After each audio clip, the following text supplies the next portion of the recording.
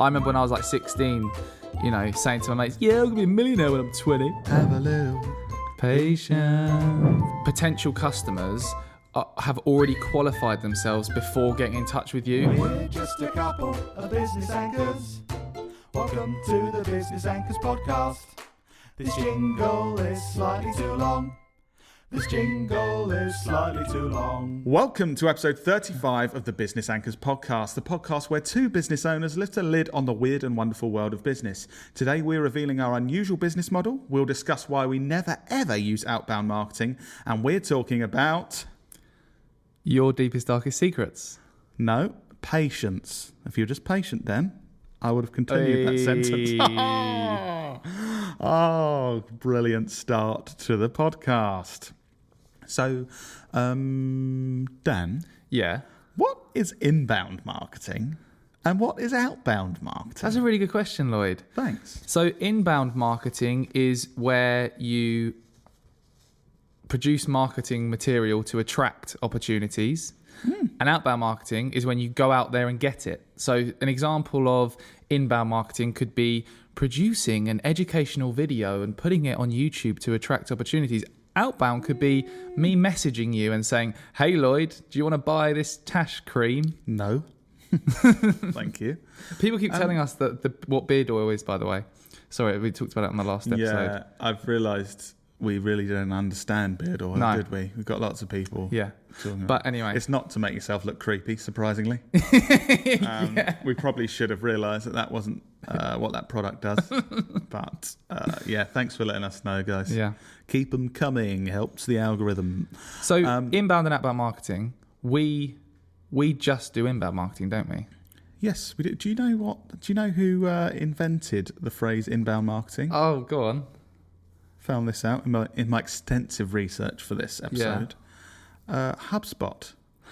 Really? They coined the They phrase invented it? inbound marketing back in 2006. I mean, it was happening, but they actually gave it a name of, that's what it is, which I thought was quite interesting. Yeah. I mean, who knows if they just said they were the first ones to... Yeah. But yeah, I thought that was interesting. Cool. But I think a big difference between inbound and outbound... inbound and outbound marketing is, to me, nearly all outbound marketing is disruptive to who you're targeting. So, No, it's not. Pardon? Oh, are you disrupting? No, I'm just thinking people will... I'm just trying to be devil's advocate. Oh, well, I think it is. Yes, so do I. Cool. I was seeing if you had a point to... I'm not sure you know how playing devil's advocate works then. So you're calling someone, you're emailing them. Some people think, email marketing isn't disruptive, but it's kind of like you haven't requested that email, you don't want it, it comes into your inbox. Oh, we're a good business. Do you want any of this stuff? And obviously the more traditional media, your TV ads, it's like, it's disrupting your experience. Whereas inbound is more... I'd say attracting. Attracting. Well, that wasn't where I was going, but you said attracting, and then I just repeated you. I just copied what you said. What were you going to say? I was going to say inbound is far less disruptive. So you want to find something out, so you search for it on the internet, and the answer is there. Yeah. And that's part of the process you wanted to go on, but that answer is actually selling you something or spreading the word about a brand or product. I also think just because we focus on inbound, I don't want to demonize outbound marketing. Like, we don't hate anyone that does it. I think, I personally think... we probably hate some people. Yeah. But I personally think, and we're going to dive into why this is, I personally think inbound marketing is a lot more effective, but it takes a lot longer. But there's lots of hugely successful businesses, way more successful than us, that are focusing on outbound marketing, going out there and messaging people and calling people and... Well, the way a lot of people look at it, and I kind of look at it. So, for example, my LinkedIn inbox is full of outbound marketing. So full of people who have connected with me or requesting to, and they're sending a message saying, if you're interested in this, send this. So it's that kind of thing of, well, it must work, because why would they be doing it? Why would so many people be doing it if it didn't? Yeah. But I think with outbound marketing, it's usually it can be more of a numbers game. So, I mean, if I get in contact with 1,000 people, maybe 3 of them might be interested. Why do we only do inbound marketing? I find this interesting because I wanted to ask you a similar question. Okay. So in my eyes, for our business, there's part of me that thinks we only do inbound marketing because I think long term it's the best strategy. So it takes, in the short term, I believe it takes more time and effort and resources because, for example, if you're creating a load of content and you're not receiving leads and sales straight away, you're thinking, hang on, I've invested this time and I haven't got anything back yet.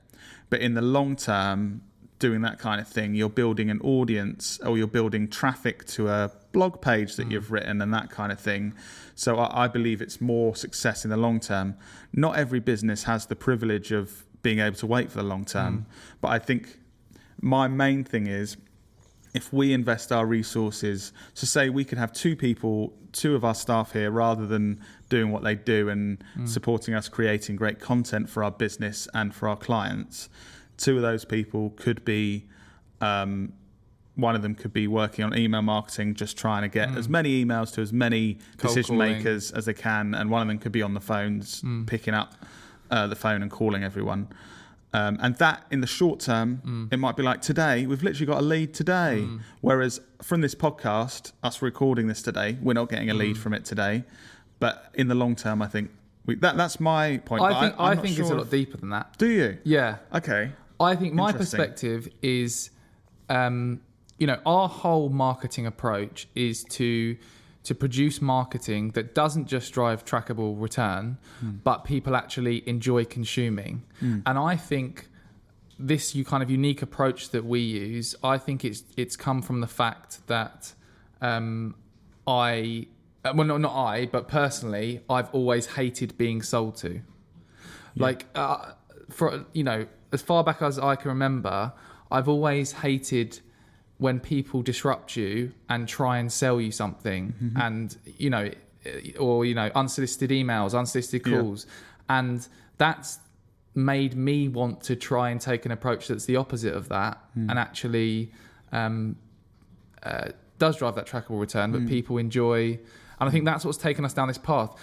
Early on, I remember being so afraid that people would think we're being too salesy and trying to sell stuff that we did the opposite and never sold, which was too far that side, and we just produced educational content rather than...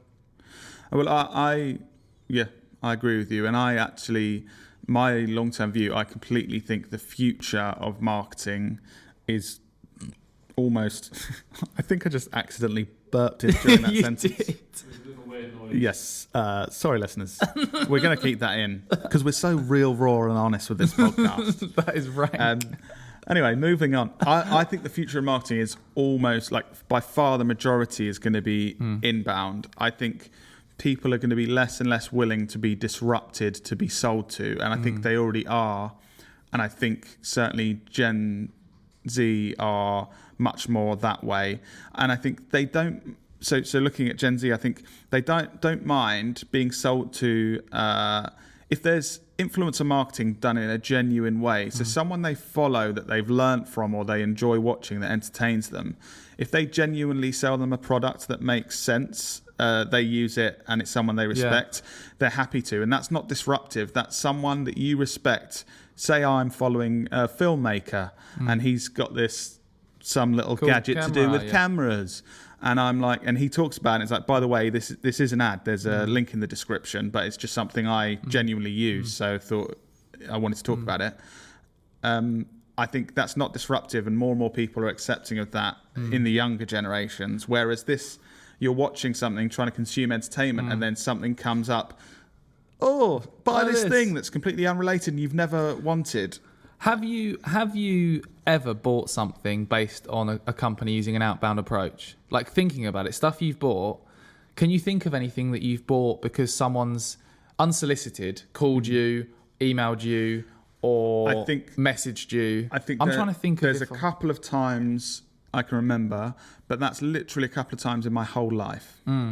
So I think that show. We said about it being a numbers game. Like I remember. But you remember buying that butt plug? Yes, yeah. Because butt plug telesales is such a big industry. Yeah. God, really threw me off there. Got that in my mind. Sorry. And my butt. Yeah, I can't even remember what it was, but I remember a leaflet being delivered, some kind of service for my house, and it happened to be the exact time I needed that service, so I actually called them. But obviously, that's with it, since I've been a homeowner for like the last 8 years. So out of 8 years, that happened once. I probably get a leaflet through my door once every 2 days. Yeah. So that's the kind of numbers game. The conversion rate is is that, like, if I deliver to 5,000 people, there's going to be 8 people that are exactly the right time. They're looking for my service, and it's weighing up that. But do you think you have, or? I can't think of anything. There might be, but I really can't think of anything. But I still, I don't know if I'm an extreme person, but if I get a sniff of someone trying to sell me something when I haven't shown any interest, I completely get if I've shown interest. Of course, like that's, I'm actually interested, Lloyd, in your hat. Yeah. Where'd you get it from? If for no reason at all, someone's reaching out to me, do you want to buy this thing? It instantly turns me off that person, even if the thing can help me solve a problem, which sounds ridiculous, but I don't know. I feel like because of the internet, we're all able to do our own research now. We're all, when we have a problem that needs solving, we can. We have so much information available to us. We can find the best solution to that problem. That's probably better than a random person just reaching out to you. And I think business owners listening to this, because we've experienced this in our business and found the long-term success. We're not the most successful people in the world, but what we're doing is working exactly the way we want it to in our business journey at the moment. And I think having a look at what you're doing, and it's kind of like there's so many businesses that put so much time and money into almost how can we trick our potential customers into having contact with us. So it's like, how can I write a message on LinkedIn that makes it sound like I'm offering them something, but I'm actually trying to sell to them? There's actually a new thing I've seen on LinkedIn lately. This annoys me even more. This person messaged me, and the first cold message is, "What do you think of people trying to sell you stuff when you don't know them, and that kind of thing?" With the aim of, if I say, "Oh, I think it's okay if they've got a problem," then they're going to sell to me. I think I hate this. I remember having a call with a company that called us that was like in the F1 world years ago. Yeah. And I was on the phone for about 45 minutes because they positioned the call as if they wanted to be a customer of us. Like, we've got this new thing going on. We're really looking for marketing to partner with a marketing company. Eventually, after the 45 minutes, realised, oh, they're trying to sell us an advertising sponsorship spot for their thing. And I was like, after the call, I was just so pissed off. I was like, Lloyd, I've actually just... This is why I'm so sceptical now about anything, to the point that probably sometimes we may be putting people off working with us because if they... But that's what I mean. If you're using these tactics and strategies, like how can we trick people into listening to us so we can sell to them, you're setting yourself up for a negative experience with that individual or that, say that individual. If it's email marketing and you're using extremely clickbaity titles to get someone to open it and hopefully buy your product, you're selling that to thousands of people. You're going to have thousands or hundreds of people that open it that are then unhappy with you and would never want to do business with you. And I think, I don't know, I think looking to the future of business and looking long term for business owners, we need to get out the mindset of disrupting people is the way to sell to them, because I think there's more and more free ways people can get information that they want without being disrupted. And I did really hope with YouTube and with Facebook, I was really hopeful that finally we've got this place where people can go and they're not disrupted when they're being entertained because they don't have ads. And then, pre-roll ads. Unfortunately, I think obviously they got big and more traditional business started creeping into them when the money was there. And then it was like, oh, we'll just do the same thing as TV and put ads in the middle for you. I know it's more targeted and stuff, but I mean, I think my thoughts are, Instagram shopping ads, not shopping ads, but the Instagram posts where there's a little bit you can tick on. I think, in the future, you're going to be watching the documentary on Netflix with Harry and Meghan. Oh, yeah, and I think you're going to be able to, so completely non-disruptive. You're going to see Meghan wearing a dress, like it, pause it, and click a link through to that dress. Yeah, Do you see so what it's I not mean? like, buy this dress. Yeah. It's just... And I think if passive consumption. Exactly. If you've got a backpack that you want to sell, I think it's going to be far more, let's create a 45 documentary about killing Mount Kilimanjaro and the main guy's wearing our backpack and using it, rather than let's create ads of, buy my backpack. Yeah. I do think, though, it's easier said than done. Like, it's easy for us to sit here. Now we're in a position that we've been doing this for 6 years, that we've invested all that time, the long-term approach, being patient, that we knew that through creating marketing collateral that attracts opportunities, that works really well. But what if you're a business starting out and you literally need to pay your mortgage so that you and your family don't get kicked out your house? It's difficult to have the mindset of not, disruptively trying to say, Lloyd, do you want to buy my windows and doors? It's like, we can't just sit here and say, do this stuff, because it's easier. And I think that's the thing. Some businesses need cash in the short term, and making a YouTube video and trying to grow an audience on YouTube for sales in a year's time isn't going to solve that problem of we need cash flow to pay our staff, or to pay my, as a business owner, pay my own mortgage next week. So I think that's the reality, that it's not possible all the time. But I would say focus on, it's very tempting to do too much of that stuff to try and get sales instantly. So if you're a solopreneur, or whatever they call it, where you're on your own, or you've got a couple of people, do the minimum amount of the short-term stuff so that you're okay. Ticking over. But don't try and make loads of money that way, because I think that's it's short-term thinking of, well, I could make 20% more this month. But it's like, you could be making 200% more in a year's time. Yeah.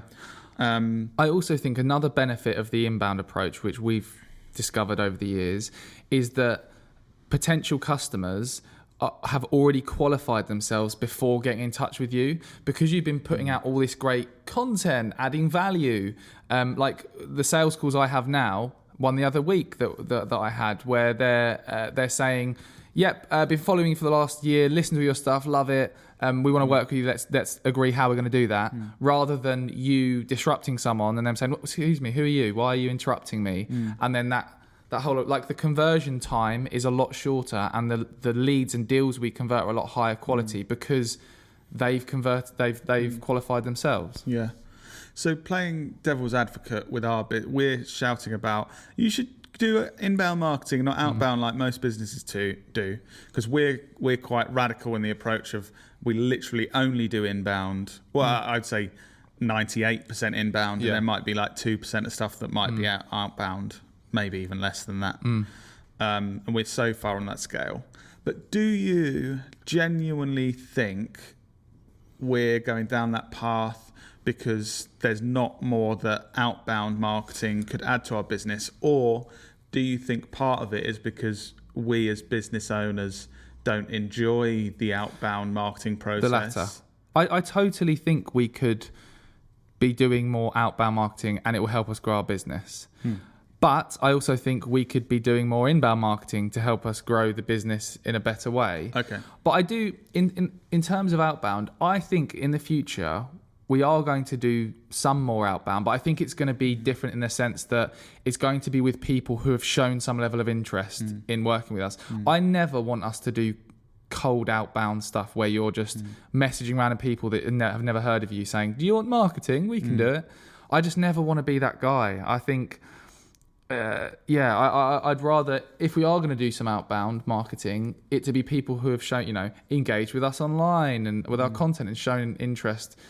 But I don't know, it's that, I just have that horrible feeling of if you message people saying, do you want to buy my stuff? That maybe it's like a weird complex I've got. There's better outbound marketing than that. I think we're looking at the bad examples of outbound marketing, and I'm sure people will comment this, that like, if you do outbound marketing well, which we do for our clients a lot of the time, some of it's outbound, some of it's inbound.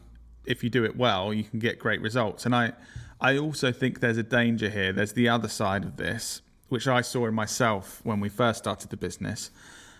Sitting in the office making a video was a lot easier than getting out there, meeting people and trying to sell to them. Yeah. And I think there's a lot of people starting out in business that take that easy option too much and use an excuse. Because I think there's a lot of people that that work on their own or in a small team that only do what we're saying inbound, but it's more because they want to avoid having to get out and speak to anyone, which I think can be a negative thing. I remember, like, when I first started working with Dad, he said to me, you should be trying to get out of the office at least once a week. Because I actually made that mistake of just being in, I make videos and write blogs, and then never met anyone, never built any relationships. And it's like, have you got no business coming in? I can help you grow your business on Twitter. Was that time? Those videos? That was what it sounded like. I've got a huge business and I can help you. Oh, God. Looking back, that was so bad. But I think another key part of this is the patience thing. I think having patience. Have a little patience. Yeah, and again, that's another thing that's easier said than done. But it's so powerful. I think it takes, in my experience, it takes you a lot longer than you think to achieve what you want to achieve. I remember when I was like 16, saying to my mates, I'm going to be a millionaire when I'm 20.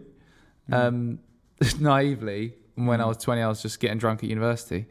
So I think it's about managing your own expectations as well, and knowing that if you take this long-term approach, if you're a patient, then you can get a lot further, I think. Yeah, I think patience has been a real key because all the things that have been the biggest success for us, for example, this podcast does a really good job for our business of getting the word out about what we do to potential customers, and it's been really successful at bringing business in so far. We kind of did this. We're at about a year now, how long we've been doing this podcast. Yeah. And we left it until about a month ago before the first time we said, shall we stop doing this or shall we continue? So that's the kind of thing. Like, if we were to look at it a month in said, is this podcast going to be something we should continue doing? We would have said no, because we're like, it takes quite a long time to prepare for it. We've got the team. We invest a lot of time in this. Yeah. And resource. That's what I'm saying. And the return on investment doesn't show itself initially. Well, the only real, not the only, but the first kind of thing we got was in maybe June, July, directly from someone saying, I listened to the podcast, we want to work with you. And we started it. So that's 6 months of it showing no signs of any return on investment. And that's what I mean, like what we're saying with patience. I think more than half of people out there, probably even more than that, be like, it's 6 months and we haven't. Yeah, would stop it after 2 to 3 months because, we've given it a go, it doesn't work. But now some of our most exciting opportunities come from people saying, oh my God, I heard Lloyd talk about this weird thing with his Tash. And it's funny. It's that thing again of ultimately people are buying from people. Like some people sort of shit on our approach of, being too non-corporate, and you should, if you run a business, you should be more corporate and professional, robotic, and no emotion. People who, big decision makers are working with people they like, and in their spare time they're listening to weird podcasts Dan like Lloyd, this, Business Anchors podcast, chatting shit. No, good stuff. But yeah, I think just be yourself, Lloyd. Be authentic. Okay, yeah, authentic. That's the best word we can use. Just be authentic. At the end of the day, yeah, that's what we should be doing. Biggest takeaway of this podcast. Yeah, be authentic, man. Another thing with patience, we've said about patience with so for example, we use our podcast for marketing. Another thing I think is financially, we've had a lot of patience with taking money out of this business as business owners. We're still being patient. Yeah. I mean, we're 6 years in, and most of my peers are earning more money than me because I don't take any out. Yeah. Anyway, some of them. Yeah.